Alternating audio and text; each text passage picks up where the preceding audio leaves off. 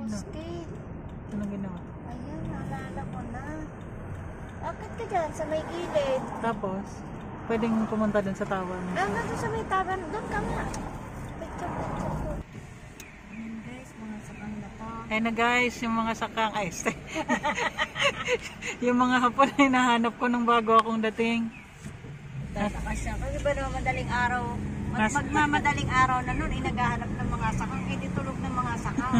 Ang natitira na lang, diretso binti. Kasi mga layas. Mga diretso binti na lang natitira. Ayun pa. Ay, dito nakarating ako dito. Castle. Asal na yan. Napicturean na nakuhanan ko yan. Kaliwata. Mahirap andun sa karaoke na yun. Walang party.